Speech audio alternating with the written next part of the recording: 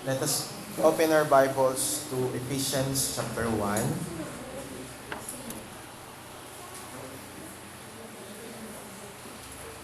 Ephesians chapter 1 verse 3 hanggang 14.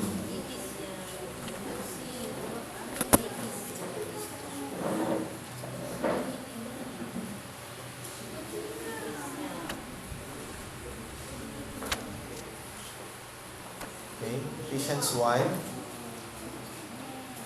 verse 3 hanggang 14. Ito po ang sinasabi dito.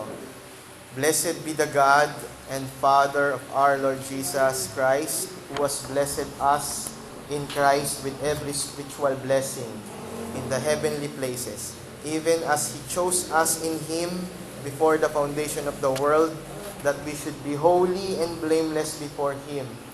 In love, He predestined us for adoption as sons through Jesus Christ, according to the purpose of His will, to the praise of His glorious grace, with which He has blessed us in the Beloved.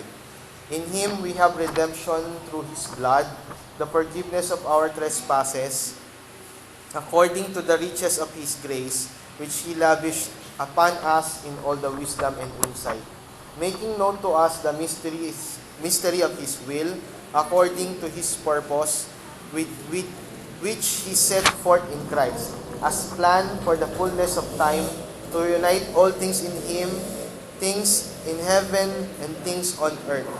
In Him we have obtained an inheritance, having predestined according to the purpose of Him who works all things according to the counsel of His will, so that we who were the first to hope in Christ might be to praise of His glory. In Him you also, when you heard the word of truth, the gospel of your salvation, and believed in Him, were sealed with the promised Holy Spirit, who is the guarantee of our inheritance until we acquire possession of it, to the praise of His glory. Let us pray. Panginoon, samahan mo kami sa umagang ito sa aming pag-discuss ng mga salita mo. Hayaan niyo po na ang mga talata na ito, mga passages na ito, ay maging malinaw sa aming kalagitnaan. Though we have limited time, I pray that give us the chance, Lord God, even to see the glimpse, Lord God, nung fullness ng riches, Lord, ng richness ng salvation na binigay mo sa amin. I pray, Lord, that this morning would be a blessing to us in terms na maintindihan namin yung totoong meaning ng spiritual blessings. Thank you, Father God, sa iyo po ang lahat ng papurit na salamat sa pangalan ni Jesus. Amen. Okay. Sino sa inyo ang gustong mabless? Amen. Lahat tayo, di ba? Kaya lang, ano yung concept nyo ng blessing? Yun yung tanong. Anong ibig sabihin sa inyo ng blessing? Pangalan ng anak ko yun, blessing. Bukod doon, ano ibig sabihin sa inyo ng blessing? Pag tinanong natin ng marami, siyempre sasabihin nila, simple lang, basta pagpapala. Lalo na ang mga Pilipino, ang konsepto ng Pilipino ng mga pagpapala ay yung sumasagana ang buhay mo. Tama? Kompleto kayo sa pangangailangan nyo, hindi kayo nagugutom, masagana ang buhay nyo, masaya kayo. Doon nga sa Bible School, marami akong, natutuwa ako kasi even kinokorek sila, andun yung humility nila na, opo pastor, sa susunod po ayusin po namin. Yung mga ganun na yung nangyayari. Kasi katulad kahapon, merong nagtanong sa akin, pastor, ano pa siya lapit pa sa akin intelihente yung dating na, di po, saan po ba ako makakita ng yung mga pangalan po, ibig sabihin ng mga pangalan ng mga tao sa Bible? Sabi ko, bakit gusto malaman? Para maintindihan ko po yung mga pangalan nila. Tapos sabi ko, kung maintindihan mo, ano ngayon? Sabi ko, huwag magagalit ha. Kung maintindihan mo yung pangalan nila, ano ngayon? Sabi ko gano'n. Halimbawa, nalaman mo ibig sabihin ng Peter, rock, o ano ngayon? Diba? Bato, o ano na? Wala, di ba? So, hindi hindi yun importante. Hindi kasi, pastor, nabibless po ako sa mga pastor na nagpipreach ng ganyan. Sabi ko, ano ibig mo sabihin ng nabibless? Baka ibig mo sabihin natutuwa. O, yun nga po. So, minsan kasi yung mga terminologies natin, nabibless ako sa ganito, nabibless ako sa ganyan. Sa totoo lang, hindi naman talaga kayo nabibless. Natutuwa kayo kasi nakikiliti or nagugustuhan nyo yung mga sinasabi nila. Kaya sinasabi nyo nabibless. Pero pag sinabi nyo nabibless, binigyan kayo ng isang bagay na hindi kayo karapat-dapat tumanggap. Yun yung meaning nun. Okay? So, dapat maging malinaw sa atin na kapag sinabing blessing, hindi yan yung tipong natuwa kayo sa isang bagay na nakuha nyo o nakamtan nyo. Pag sinabing na bless kayo or binless kayo ni God, binigyan kayo ng isang bagay na hindi kayo karapat-dapat tumanggap. Yun ang ibig sabihin ng blessing. Yun din po ang ibig sabihin ng grace. Okay? Grace and blessing came from the root word or Greek word charis. Okay? Oo, doon nanggaling yung salitang charisma. O, yung salitang charis, pangalan ni Pengpeng ko, charis. Okay, yan ang spelling nun, charis. Ang ibig sabihin nun ay isang bagay na hindi ka karapat-dapat tumanggap. Okay, kaya grace. Kaya yung grace, yung mercy, yung providence, yung blessing, isa lang ang ibig sabihin nun. Tumatanggap ka ng isang bagay na hindi mo dapat tanggapin. Pero binigay sa'yo. Kasi gusto niya. Wala kang karapat-dapat or wala kang karapatan na tanggapin yun, pero binigay sa'yo. Ganon din po ang nangyari sa ating salvation. Okay? Gaya na naipangako ko sa inyo last week, we will review some things about the salvation para lang maging kaliwanagan muli sa atin. From time to time, kailangan natin itong balikan para ma-review natin paano nga ba tayo napatawad, paano nga ba tayo nagkaroon ng kaligtasan. Okay, some basics of salvation. Paano nga ba tayo naliligtas? Ano nga ba nakakapagligtas sa atin? Paano nga ba tayo na-save? Oo, sabi nga, by grace. By grace. Pupuntahan natin ngayon yung spiritual blessings na sinasabi. Pero pag tiningnan ninyo, magugulat kayo na ang tinutukoy ni spiritual blessings ay walang iba kundi yung ating kaligtasan. Okay? At kapag na-realize nyo yan, it is enough. Yung ma-realize nyo lang na save kayo, it is enough. Sa totoo lang. Nakakapagtaka kasi maraming mga Christians is looking for something else beyond what we receive from Christ. Hindi ako magpapaka-plastic, totoo yun, na kailangan natin yung ibang mga bagay. Halimbawa, mas masarap kung masagana ang buhay, di ba? Mas masarap kung hindi tayo sumasala sa ating pagkainan, hindi tayo nang problema, ano bang sasaing mo bukas? Mas masarap yun. Mas masarap na walang problema. Pero, pag pinag-usapan talaga ang spiritual blessings sa scriptures, hindi yan tumutukoy kailanman, hindi yan tumutukoy sa mga material things, never. Which is, ito ay kontrang-kontra sa iniisip ng maraming Christian ngayon. Okay? So, let's go back to Ephesians chapter 1. Actually, Ephesians chapter 1, verse 3 to 14 is one of my favorite passages in the scriptures. Kasi sa totoo lang, napaka-rich niya, napakayaman niya, na kapag pinag-aralan mo to, actually hindi uubra dito ang isang Sunday lang. Kung papipiliin ako at bibigyan ako ng chance, I will preach this in 2 months. May pangaral ko sa inyo, yung laman lang ng verse 3 hanggang 14. Pero sa umagang ito, isa-sum up ko lang siya as an introduction dun sa laman niya. Okay? Tingnan natin. Ang sabi dito, "Blessed be the God, the Father of our Lord Jesus Christ, who has blessed us in Christ with spiritual blessing." 3 beses binanggit dyan yung blessed, blessed, blessing. Di ba? Blessed be the God and Father. So, yung blessed dyan, anong ibig sabihin? Tingnan nyo, iba rin yung ibig sabihin ng blessed us, yung blessed be, saka yung spiritual blessing. Tingnan nyo, magkakaiba yung intentions.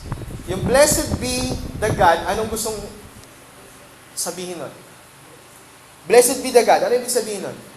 Nakatanggap ba siya ng blessing? Hindi. Ano? Glorify. Kumbaga, kailangan nating purihin ang Diyos. Bakit? Sabi dito, kasi who has blessed us. Ano naman ang ibig sabihin ng blessed us? Binigyan tayo. Di ba? Pansinin ninyo, di ba? Same words, pero magkaiba ng intention ng paggamit. Blessed be the God. Pero hindi ibig sabihin na i-bless natin siya as in bibigyan natin siya ng blessing dahil wala naman tayong blessing na pwede ibigay sa Diyos. Tama ba? Kaya niyo ba bigyan ng blessing si God? Hindi. Pero pag sinabi niyo sa isang bata, bless ka, iba rin ang ibig sabihin nun.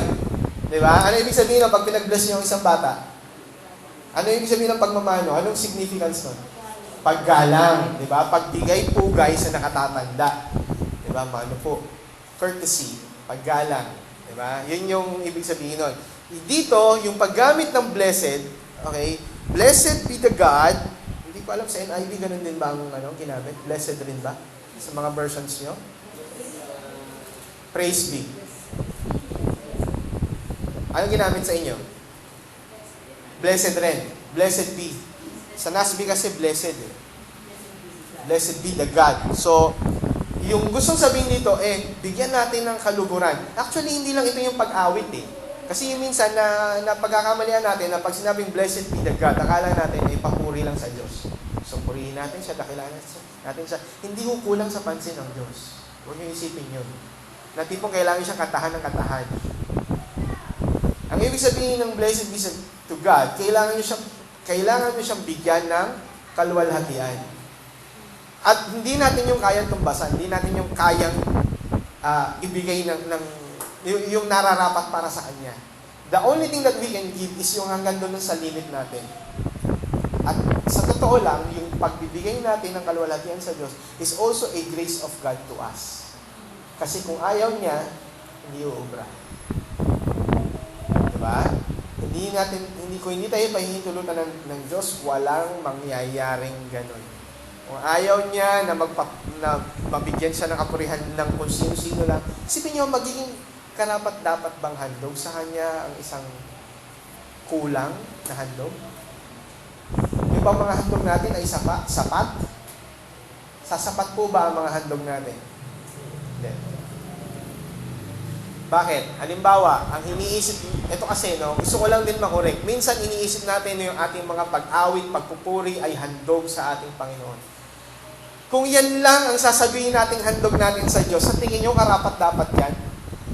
Una, din yung abisado lyrics.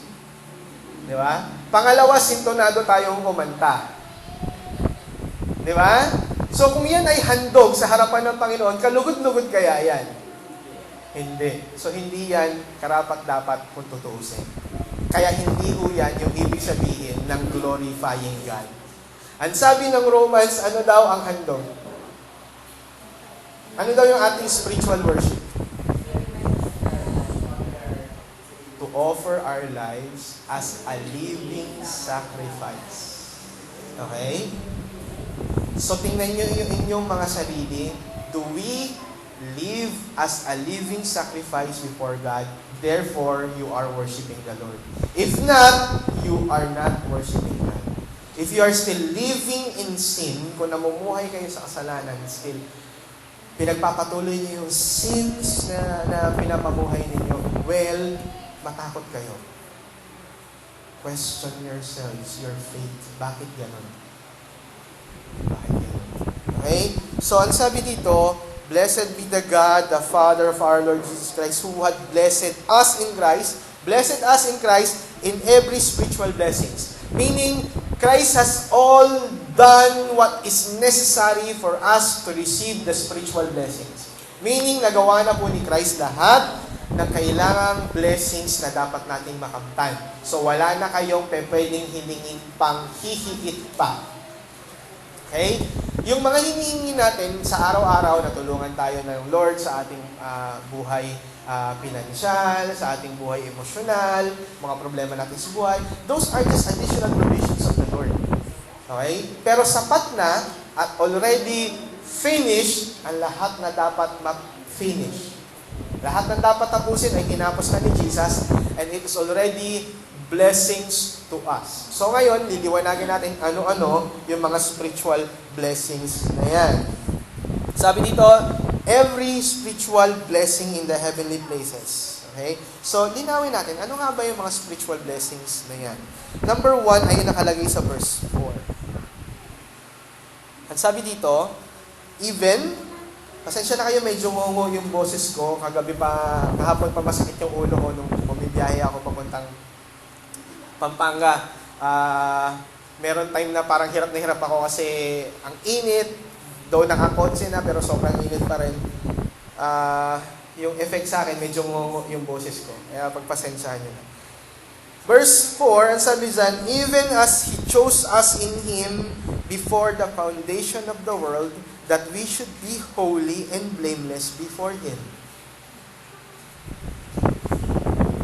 Ang unang spiritual blessing na meron tayo is, pinili tayo ng Diyos para maging ano raw? Holy and blameless before Him.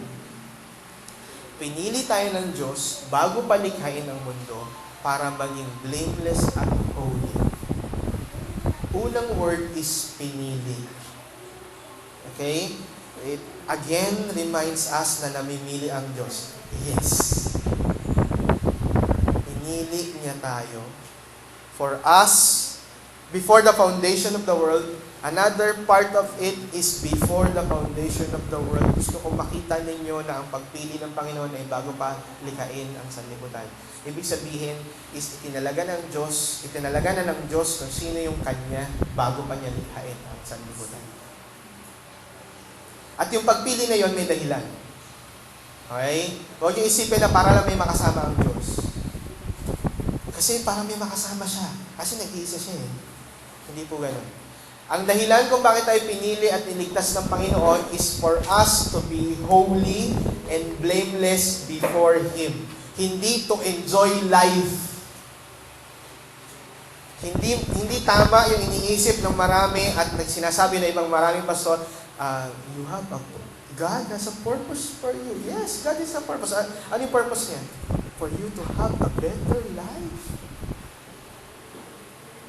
Better life. Blameless life. Yun ang sinasabi ng scripture, hindi better. Blameless. Kung better lang sana, hindi better ang kailangan eh. Diba? Blameless. Pag blameless, superlative yun. Meron bang blamelesser? Pag sinabing blameless, to the max yun. The intention of God's choosing for us before the foundation of the world is for you, for us to be blameless. Tingnan niyo yung katabi niyo. Kaya niyo siyang i-blame? Lagot. You should be blameless. You should be blameless. When we say blameless, may nakakakita sa inyo o hindi kayo pwedeng pintasan. Diba? Hindi, ang blameless, hindi yung tipong, ako na yata ang pinakamagandang lalaki sa mundo. Hindi yun ang blameless. Diba? Ano ibig sabihin ng blameless?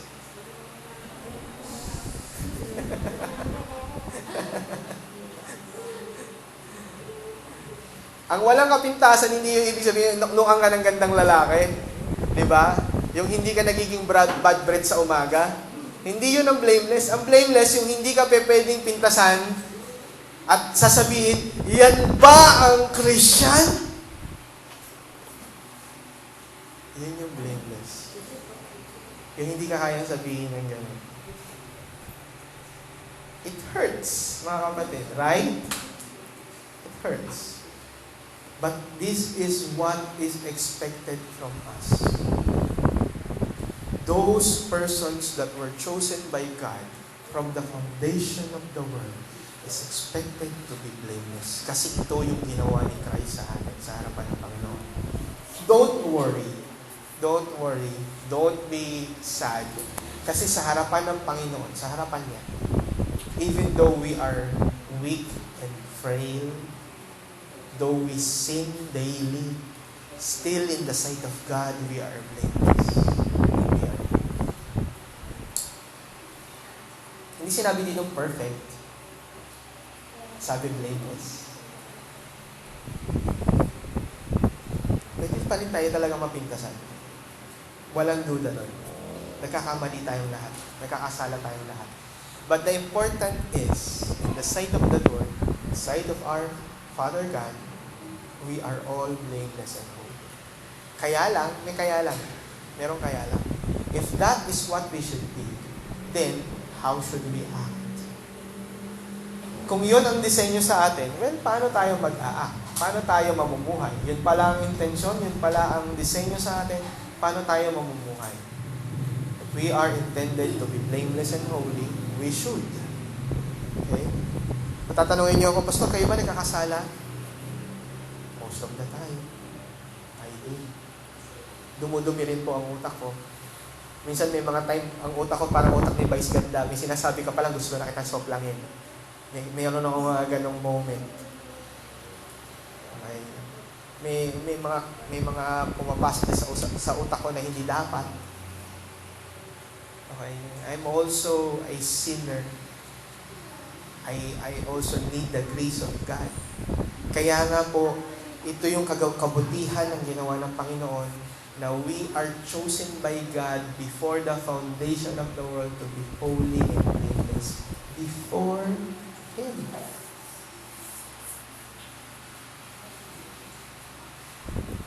Diba?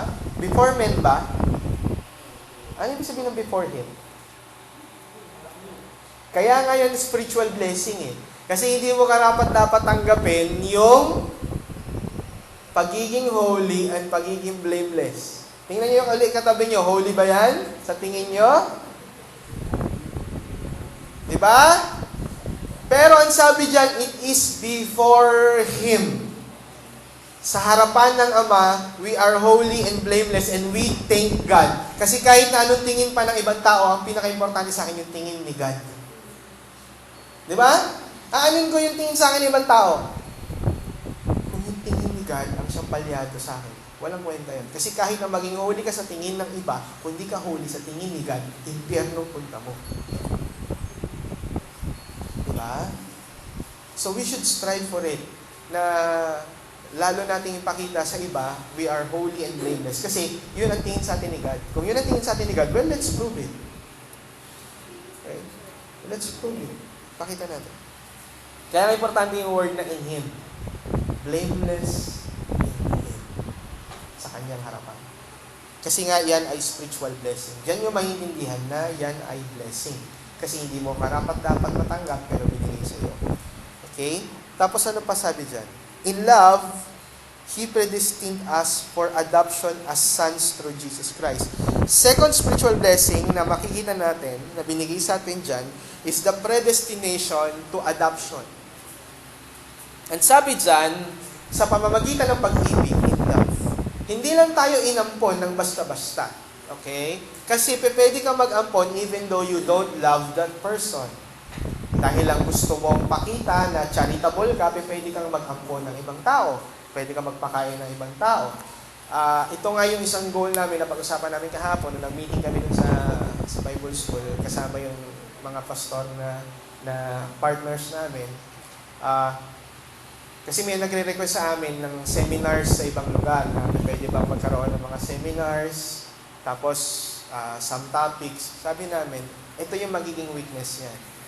Ang strength niyan, okay, magkakaroon tayo ng, kumbaga, spark, mabibigyan natin ng spark sila. Pero ano magiging weakness? Pag hindi natin sila na-follow up, walang kwenta. Walang kwenta. Para lang tayo nag-feeding program tapos pinabayaan din natin. Okay? When we do a ministry, kailangan natin yung masustain. Hindi pa pwedeng pakain tayo. So, kung nakapagpakain kayo, ano na? Dental mission. O ano na, nakapagbunot kayo ng ngipin. O ano na ngayon? Naintindihan ba nila? Naituro nyo ba ng mabuti? Hindi nyo kaya ituro yan. Dito nga sa church, ilang taon bago natin naintindihan talaga yung salvation eh. Diba? We should do this in love. Sabi dito, in love, In love, He predestined us. Sa pamamagitan ng pag-ibig, itinalaga niya tayo para maging, ano daw? He predestined us for adoptions as sons. Okay? Take note of the word sons dyan. Okay? It is a small letter S, sons. Okay? Hindi yan yung tinutukoy ni Kibuloy as appointed son. Iba yung meaning niya ng son. Yung sa kanya, yung ginamit niya ay yung ginagamit kay Christ na word, yung vios. Okay? Yung ginagamit sa atin bilang adopted sons ay teknia, children.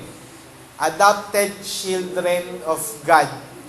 Yung sinasabi ni Kibuloy, yung son niya na ginagamit niya ay yung ginagamit kay Christ na son, which is, he is committing blasphemy.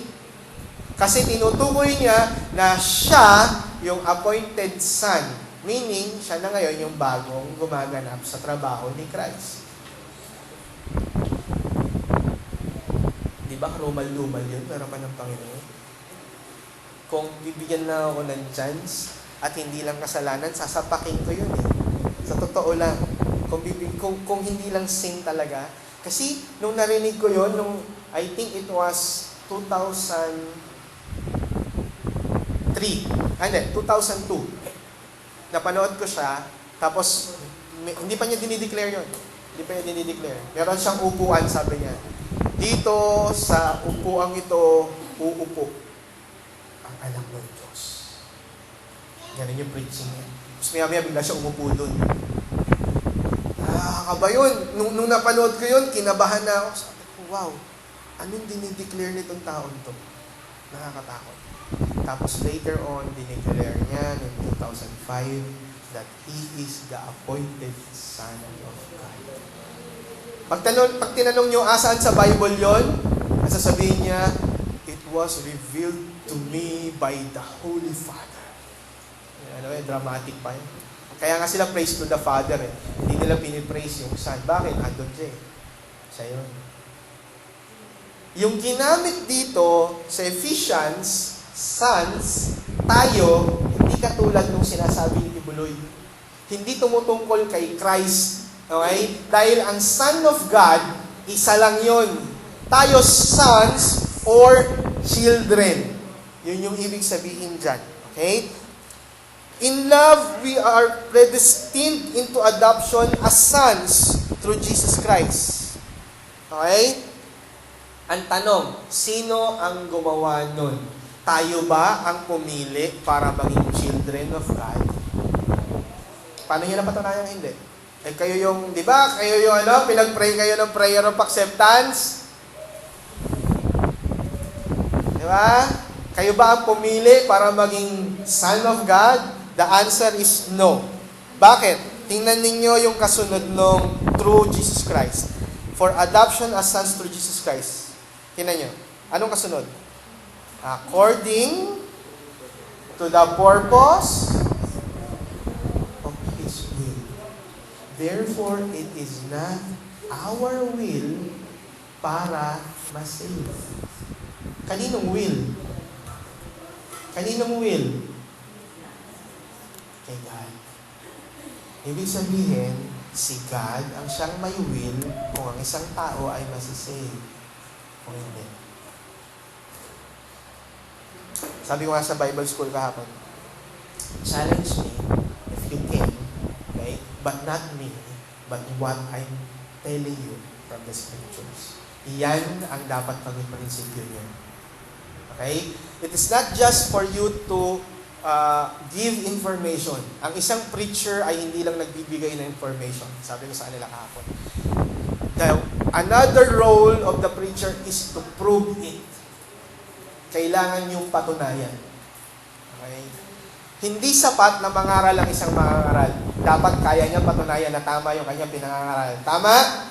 Okay. Halimbawa, isang kandidato, tanongin siya, ano po ang plataforma nyo? Ito ang aking plataforma, ganyan. Ang tanong doon, paano nyo po yun gagawin? Yun yung dapat unang tanong. Okay? Pansinin ninyo sa mass media, whenever they talk to candidates, ito yung kinakatuwa ko sa mga balita ngayon, sa GMA, sa ABS, when they talk to senatorial polls, magtatanong sila, magpupukol sila ng issue. Halimbawa, kay Angara, ito po yung aking plataforma, ganyan.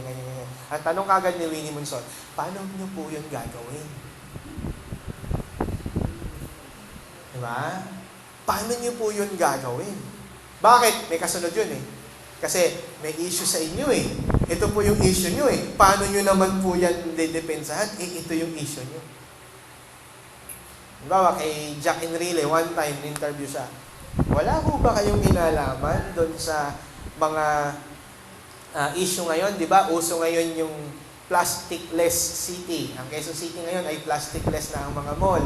Meaning, para makakuha ka ng plastic bag, bibili ka na ngayon ng 2 piso sa mga mall. Ang iyano sa iyo ay dyaryo. Sangayon po ba kayo? Opo, sangayon. So, sangayon po kayo, hindi po ba may issue sa inyo ng illegal logging sa Isabela? Hindi ko ba kaya kayo sang-ayon dahil sa ano kayo, ganyan. Kailangan nilang i-prove yung sarili nila. A preacher also should prove himself from the scriptures. Okay? Tayo, we are predestined for the purpose of adoption. Okay? Pero ang sabi dito is not according to our will, but according to the purpose of His will.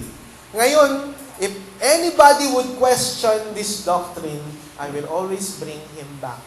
In Ephesians, in Romans, and in every verses na nag-state sa ganun. Okay? Dito nga ninyo masasabi na talagang it is really a grace of God. Bakit? Kasi gugustuhin ba talaga ng tao na ma-save? No. Bakit? Ano ba ang kailangan gawin? Anong sabi ni Jesus sa mayaman? Paano po ako papasok sa kaharian ng langit? Anong sabi ng mayaman? Sundin niya yung kautusan. Tama naman, di ba? Sundin. Bakit? Ano ba ang ibig sabihin ng salvation? Ibig sabihin ng salvation is holiness. No one can enter the kingdom of God without holy. Ang sabi ng Hebrews 12:14, without holiness, no one can see the Lord. Ibig sabihin, kailangan maging banal ka. So, paano mo yun gagawin? Meron bang gusto nun? Ayoko nun.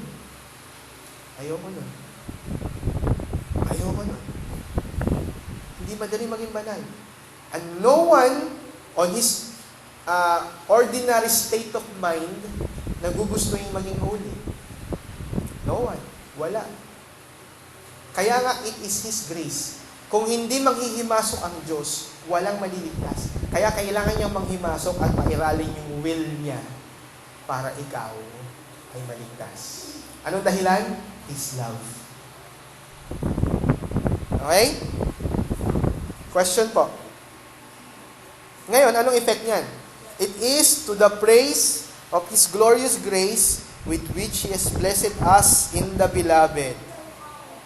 Okay? So, una, pinili niya tayo para maging holy and blameless. Pangalawa, pinidestin niya tayo para maging sons. Adoption into sons. Pangatlo, in Him we have redemption through His blood. Ano ang dinulot ng redemption ng blood ni Christ? Ang dinulot nun, forgiveness. Dito ngayon, umaandar ngayon yung kaligtasan natin. Hindi tayo pwedeng maligtas kasi nga ayaw nating maging holy, so nanghimasok ang Diyos. Nung nanghimasok siya, ang sabi niya, papatawarin ko yan. Bakit ko siya papatawarin? Kasi namatay na yung aking anak, may nagbayad na ng kasalanan. Nasofis na yung galit ko. So, babayaran ko siya. Pinili niya, inadapt niya, ngayon, pinakita niya, papatawarin ko siya. Kaya ang salvation po ay equals. Kung meron tayong equation, salvation is equals to forgiveness.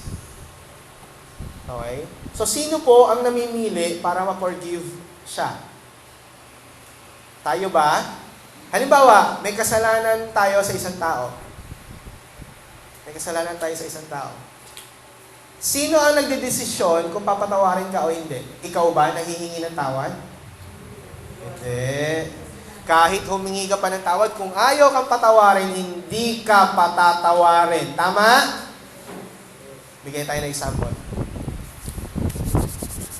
Sister Liberty, halimbawa si Paul, gumawa ng isang kasalanan na talagang galit na galit kayo. Tapos sabi ni Paul, Mami, I'm sorry. Sino ang may karapatan na magbigay ng kapatawaran? Kayo. Kung sasabihin ni Paul, ba't ayaw mo akong patawarin? Ay, humihingi na nga ako ng kapatawaran. Pwede po ba yun? Hindi. Di ba? Ganon din tayo sa harapan ng Diyos. Hindi mo pwedeng sabihin, ba't ayaw mo akong patawarin? Hindi. Kaya po ang kaligtasan ay ang Diyos lang ang siyang may karapatan kung kanino niya ibibigay. Bakit? Dahil sa siya ang nagpapatawad. Okay? Meron nagtanong sa akin kahapon, Pastor, paano po yun? Halimbawa na talagang gustong-gusto ko kay God, talagang gustong-gusto ko siya, lumalapit ako, ayaw niya pala sa akin, hindi pala niya ako pinili. Paano po yun? Sabi ko sa kanya, sa tingin mo, kung hindi ka pinili ng Diyos, lalapit ka? Hindi, di ba? Kaya ka nga lumalapit eh. Kasi nanghimasok na ang Diyos sa puso mo. Kumbaga, pinakialaman ka na niya. Kasi kung hindi ka niya pakikialaman, hindi ka lalapit sa Diyos. Nakakatakot nga, baka patigasin pa puso niyo. Remember Pharaoh? Ang sabi doon, pinatigas ng Panginoon ang puso ni Paraon. Bakit naisulat yun ni Moses? Bakit yun hinayaan ng Panginoon na maisulat ni Moses sa Book of Exodus? Na pinakita na pinatigas ng Panginoon yung puso ni Paraon. Para ipakita, someday, pag naintindihan na natin ang salvation, that God is in control pagdating sa salvation. It's not us. Kaya yung kapatawaran, sino ang may hawak? Ang Diyos, hindi tayo. Okay? So, ang sabi dyan, verse 7, in Him we have redemption through His blood, the forgiveness of our trespasses. Yung forgiveness na yan is according to the riches of His grace. Grace na naman. Blessing na naman. Bakit? Ano ba ang ibig sabihin ng kapatawaran? Ano ang dapat gawin sa isang taong nagkasala? Kaparusahan. Pag sinabing kapatawaran, anong nangyayari? Nawi-wave yung alin? Yung parusahan. Diba? That's why it is also a grace. Kaya yung ating redemption is also part of God's grace because this is wavering the punishment and giving you the enjoyment of forgiveness. Kung maiintindihan lang natin mga kapatid, yung kapatawaran, yung bigat ng kapatawaran, I don't think na maghahanap pa kayo ng hihigit pa doon. Kaya nga kung naintindihan nyo talaga yung ibig sabihin na repentance, pag naintindihan nyo talaga yung bigat ng kasalanan, na nakagawa kayo ng mali, tapos pinatawad kayo ni God, mas ma-appreciate nyo ng gusto yung grace ni God. Okay. And sabi pa dito, verse 8, which He lavished on us in all wisdom and insight, making known to us the mystery of His will. Itong kapatawarang ito ay ipauunawa niya rin sa atin.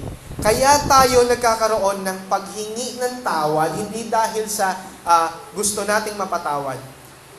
Kaya tayo nagkakaroon ng ganung heart, kasi nireveal niya sa atin yung mystery. Ngayon, ang tendency natin ay lalapit tayo sa Diyos. Ito naman yung sinasabi ko yung pakikialam na ng Diyos. Okay? Dumarating na ngayon sa'yo na nagkasala ako, kailangan ko ng kapatawaran ng Diyos, kailangan ko humingi ng tawad sa Kanya, saka ka ngayon lalapit. Kailan ba nangyayari ang kapatawaran? Bago ka humingi ng tawad o pag humingi ka na ng tawad? Sa atin, ganun. Pag humingi ka na ng tawad. Pero kay Christ, kailan nangyari yung kapatawaran? Naalala niyo sa cross, anong sabi niya? It is finished. Hindi ka pa pinapanganak nun. Hindi ka pa pinapanganak nun. Pinatawad ka na. Dumating na yung forgiveness mo, even you were not yet born.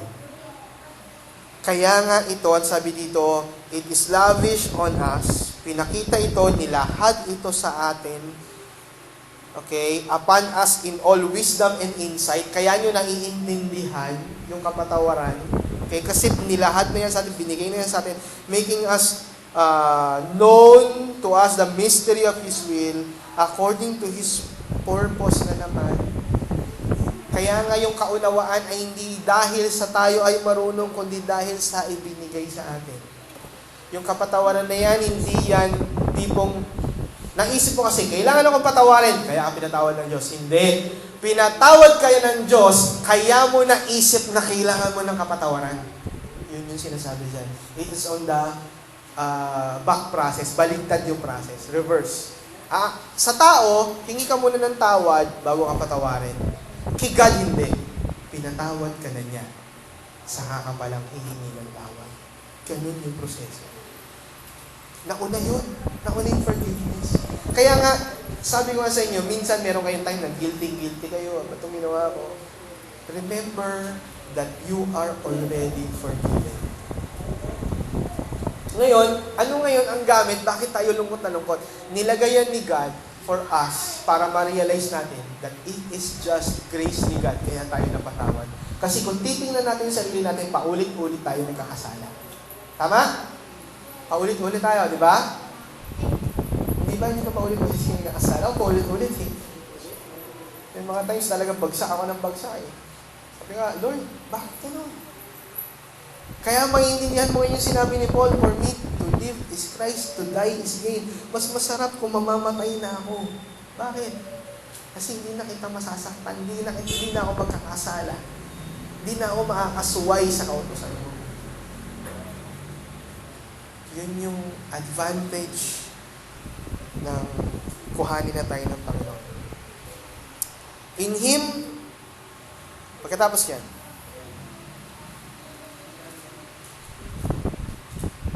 as a plan, verse 10, for the fullness of time to unite all things in Him, things in heaven and things on earth. Part ng redemption ay ang pagsamasamahin ang buong church. Gagawin nyo ni God. Okay? Gagawin nyo ni God. Kaya huwag kayong malungkot. Bakit kukunti tayo? Huwag kayong malungkot. Kasi ilan. Lagi ko nga encouragement sa mga nakakausap ko.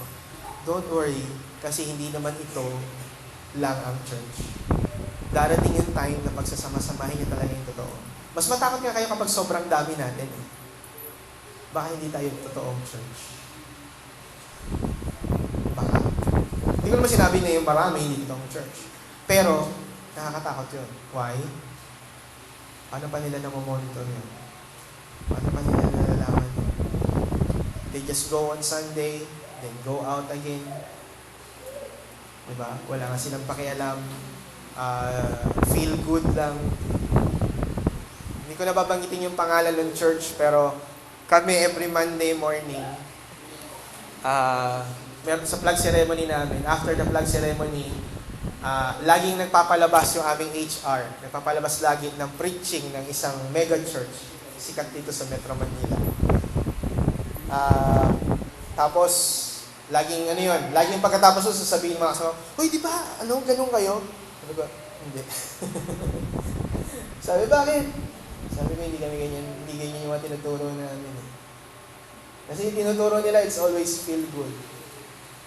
Isipin ninyo, bakit hinahayaan ng DTI na ipalabas yun sa DTI during flag ceremony? Sabi ko nga sa kanila sa tingin nyo, sa church, ganyan ang pag-uusapan. Business ang pag-uusapan sa loob ng church. Oo nga, no? Bakit yun na tinuturo nun? Oo po. Bakit tips on having a good business relationship? Bakit ang tinuturo ay how to be a good employee with your boss? Bakit ang tinuturo? How to be a good husband with your kids. Tama lang yun, na matutunan nyo yun. Okay? Pero hindi sa perspective ng world. Sa perspective ng Bible dapat. Anong sinasabi ng scriptures patungkol doon? Hindi lahat ng Bible patungkol sa asawa, sa trabaho. Okay? Ang Bible ay patungkol sa kaluwalhatian ng Diyos, sa sovereignty niya. Ang Bible ay patungkol sa kung ano ang gusto ng Diyos na mangyari sa atin. Na masyado nating nililimit na lahat na lang na mabasa nyo, parang patungkol lahat sa family. Lahat ng mabasa nyo, patungkol lahat sa pagsubok. Hindi ganun ang Bible. May certain things ang Bible, meron siyang nakatalaga. Okay? Sabi ko nga sa tingin nyo kaya ipapalabas kaya dito sa DTI pag ang pinag-usapan ay patungkol sa kung anong effect ng blood ni Jesus Christ? Natawa ko sa mga kaungan, no?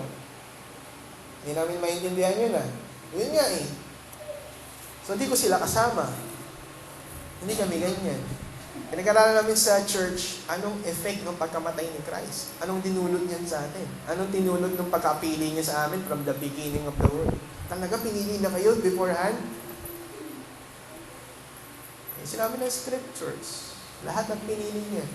Pero, yung pagpili na yon, ang dinudulot nun, we should be holy and blameless. Kasi yun yung dahilan. Diba? We are predestined as sons for adoption. Yung dugo ni Christ, naging dahilan para mapatawad tayo pagdating ng bandang huli, pagsasama-samahin lahat ng Kanya. Sabi diyan. Okay? Pang-apat. Verse 11. In Him we have obtained inheritance, having predestined according to the purpose of Him who works all things according to the counsel of His will, so that we who were the first to hope in Christ might be to the praise of His glory. Tayo po ay mga tagapagmana. Okay? Huwag lumaki ang ulo nyo, hindi ho yan Ayala Group of Companies ang magpapamana sa inyo. Okay? Si God. Pastor! Ibig sabihin, mas mayaman pa sa Ayala yung magpapamana sa amin kasi si God. Wala ho tayong pinag-uusapang material things dito. Heaven's po, sinasabi dito. Yung kaligtasan, we have the inheritance. Yung kaligtasan, ibinigay sa atin. Okay? Pang-5. In Him, verse 13. In Him you also, when you heard the word of truth, nung narinig daw natin yung gospel, the gospel of your salvation, and believe in Him, at nakita yung ebidensya na naniwala tayo sa Kanya, ano raw ang nangyari? Were sealed with the promised Holy Spirit. So, kailan dumating ang Holy Spirit? Kailan dumarating ang Holy Spirit? The moment that you were being born again, we were sealed by the Holy Spirit. So, kung ika-cartoonize natin, gagawin nating cartoon. Okay? Ikaw tao, ayaw mo sa Diyos, biglang, eto si God, nang himasok sa'yo, pinakialaman ka, okay? Kasi, way before, namatay na si Christ, binayaran na kasi pinairal niya yung kapatawaran niya sa'yo, gusto kanyang patawarin, pinakialaman niya buhay mo, pinakialaman niya puso mo, pinakialaman niya yung will mo kasi gusto niya. Ikaw ngayon, dahil sa pinatawad ka ng Diyos, nagtiwala ka, naniwala ka, you believe in God, tinanggap mo siya bilang Panginoon, nagsisi ka ng iyong kasalanan, bigla kang sinelyuhan. That is the Holy Spirit. Ibig sabihin, wala na pwedeng makakuha sa iyo. Bakit? May tatakan Diba? Kumbaga sa Facebook, taken ka na, you are in a relationship. Diba? Hindi ka na single. You are in a relationship. Okay. Kumbaga sa cartoon nga, parang biglang merong sinelyuhan ka na agad. Okay? Yung seal na tinatawag dito, hindi yung selyo sa atin na parang sa bote ng patis na naka-plastic. Hindi yun ang selyo. Ang selyo nila, tatak yun. Okay? The royal seal. Okay? Pag nakakita kayo ng isang edict, isang kasulatan, kautusan na binigay ng hari, anong ginagawa doon? Nilalagyan yon ng royal seal. Galing sa, ano yung royal seal na ginagamit usually? It's either the sing-sing, royal seal, or yung ano yung ano tawag doon sa hawak na mahaba ng hari? the scepter. Sometimes the scepter is a stamp pad. Alam niyo ba yun? Yung purpose ng scepter. Kaya yung dulo nun, may ganun-ganun yun. Kasi ang gagawin, magbubuhos ng kandila dun sa kasulatan o sa kautusan, saka itatatak na ganun yung scepter. Para seal. Ibig sabihin, tinatakan yun ng hari. And the Holy Spirit is our seal. Ibig sabihin, nung nanampalataya tayo sa Panginoon, nung tayo ay na-born again, okay, we are all sealed by the Holy Spirit. Yun yung nangyari. Bakit daw? We're sealed with the Holy Spirit who is the guarantee of our inheritance until we acquire the possession of it. Hanggat hindi pa tayo nasi-save, hanggat wala pa tayo sa langit, hanggat wala pa tayo sa piling ng Panginoon, we can enjoy the holiness already. And we can enjoy the presence of God already. We can pray to God already. Bakit? Kasi nandiyan ang Holy Spirit. Okay? We can talk to God. Dati hindi pwede yun. Hindi pwede yun. Dati hindi ka pwedeng manalangin ng basta-basta lang. Sigurado ka ba, diringin ka ng Diyos? Hindi ka diringin. Hindi ka bibigyan ng biyaya, hindi ka diringin. Pero dahil may tatak ka na, surely, all our prayers will be heard. All our prayers will be answered. Answered not in our terms, but in terms of God. Hindi sa termino natin, hindi sa kagustuhan natin, kundi sa kagustuhan ng Diyos. So, yun yung mga binigay sa atin ni God. Ngayon, yung limang yan, yung pagpili sa atin to be holy, predestination as adoption, redemption through His blood, inheritance, saka sealed of the Holy Spirit. Kung mapapansin ninyo, lahat po yan ay involved yung Trinity. Gusto kong makita ninyo that triune God, the three-in-one God, is very much involved in our salvation. Kaya nga, sa ating kaligtasan, hindi natin pwedeng sabihin ang Panginoong Yesus lang ang nagligtas sa akin. No. Okay, no. Even in this part ng Scripture, sa chapter 1, verse 3 hanggang 14, napakalinaw po na si Father, si Son, saka si Holy Spirit ay involved sa ating kaligtasan. Yung verse 4 hanggang 6, sino tinutukoy dyan? Sino tinutukoy dyan? Praise be to... Sino yun? God the... Praise be to God the Father. Kasi siya yung nagbigay doon kay Christ. Tapos, ang sabi ng verse 7 hanggang 12, sino naman yung tinutukoy dyan sa 7 saka sa 12? Hanggang 12. Yung in Him dyan. Lahat ng in Him dyan si Christ. Di ba? Yung in Him. Tapos pagdating doon sa verse 13, yung tinutukoy doon, it is the Holy Spirit. Ibig sabihin, sa salvation natin, involved na silang tatlo. Sa buhay ng isang Kristiyano, hindi nawawala yung presence ng triune God. Okay? Ngayon, ang tanong natin dyan, ngayon, Pastor, alam na namin, ano ngayon? Ano na ngayon, mga kapatid? Alam ninyo na we are chosen to be blameless and holy. What should we do? Kayo sumagot. Anong gagawin natin? Alam natin na tayo pinili to be holy and blameless. Anong dapat natin gawin? Keep living holy. Tama? Yung second point natin, we are predestined as sons into adoption. Anong dapat natin gawin? Pinili lang pala tayo para maging ampon. Anong dapat natin gawin? We should be what? We should be what? We should be thankful. Hindi nyo dapat pinagyayabang yun. Ang pagiging ampon ay hindi ipinagyayabang, bagkus ipinagpapasalamat. Hindi yun karapatan. It is a privilege. Malinaw po? Huwag nyo anak ako ng Diyos, di ako maano. Hindi totoo yun. Inampon ka lang. Ampon ka lang. Di ba, ano nga yun, di ba, noong 1980s, laging naririnig sa pelikula, sampit ka lang dito. Ganong mga dialogue noong 80s sa mga telenovela sa mga movies. Bakit? Kasi wala kang karapatan. So don't act as one. Huwag kayong magyabang. Tipong parang, di ba Lord, pinramis mo ganito? Ba? May patago kayo sa Diyos? May patago? Diba? Wala kayong karapatan. So don't demand. Be thankful. Maging thankful kayo kung anong tinatanggap nyo. We are just adopted sons. Kung anong bigay sa atin, salamat. Diba? Naalala ko yung meron po kasi akong adopted brother. Yung sumunod sa akin, ano lang yun, ampon namin yun.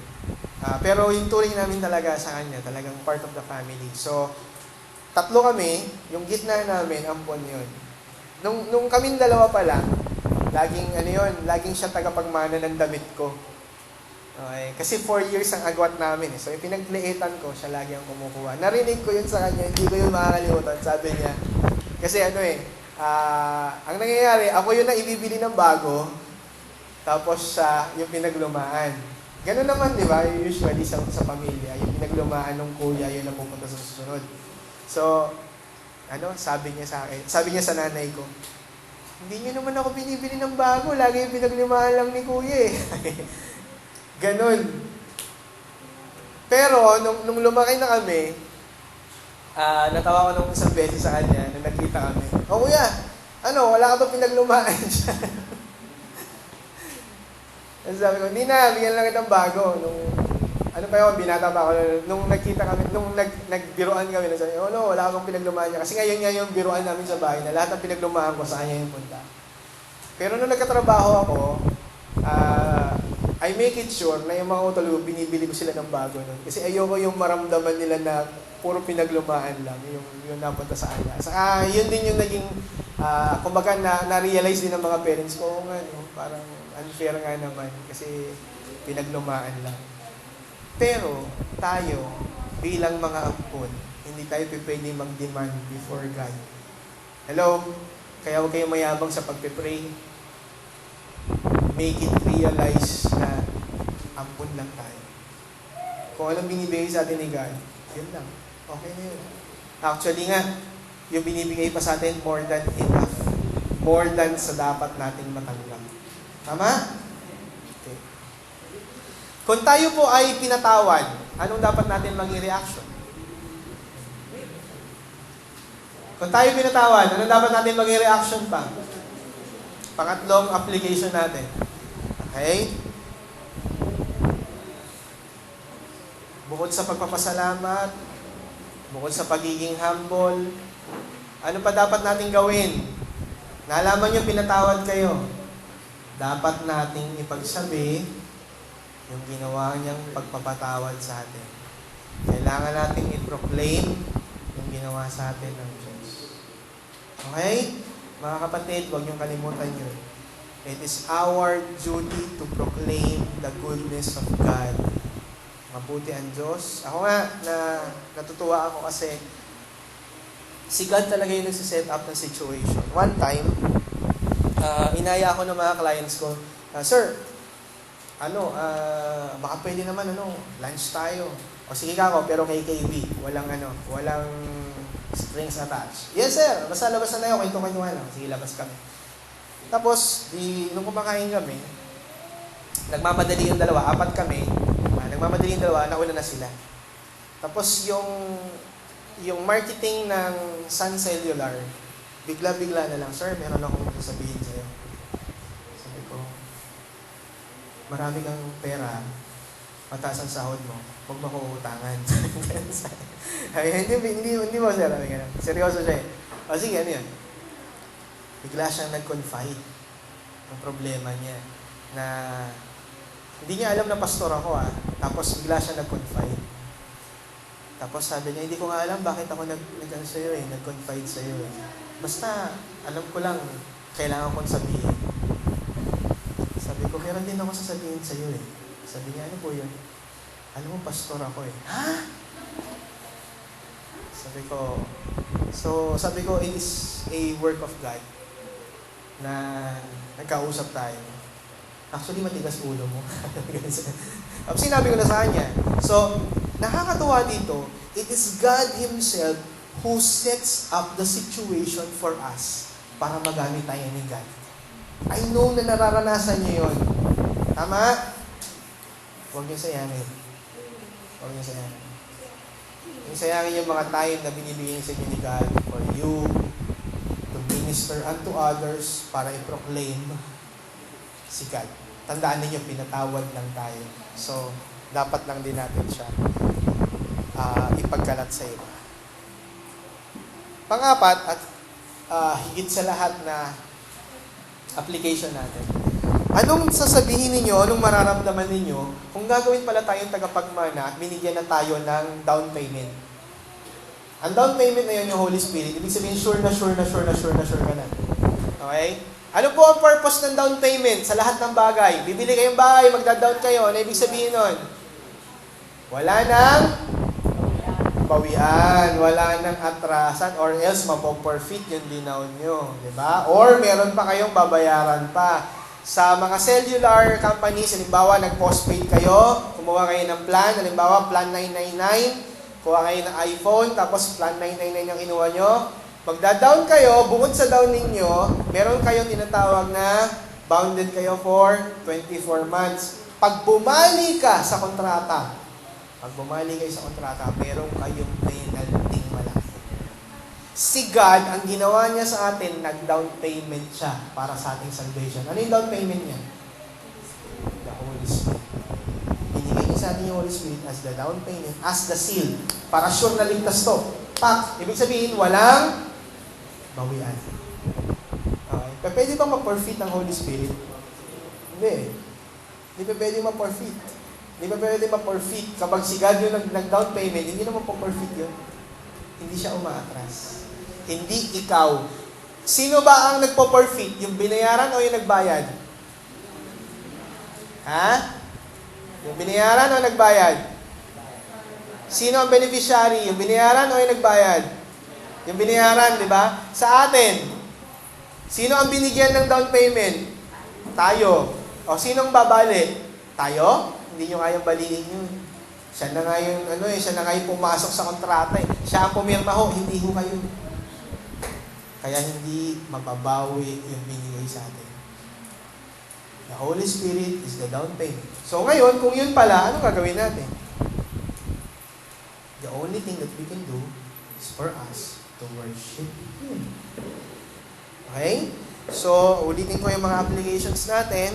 Kailangan nating to live as holy. Okay? Bilang anak, bilang adopted child, anong kailangan natin gawin? Kailangan nating thankful. Pangatlo, kailangan natin siya i-proclaim. Pang-apat, kailangan natin siya i-worship. Yan naman yung duties natin, di ba? Bilang mga Christians. To live a holy life, to be thankful, to proclaim His name, and to worship God. This is the duties of being a Christian. Sige po, tayo po tayong lahat. Let us pray. Father God, thank you for giving us these spiritual blessings. Help us, Lord, na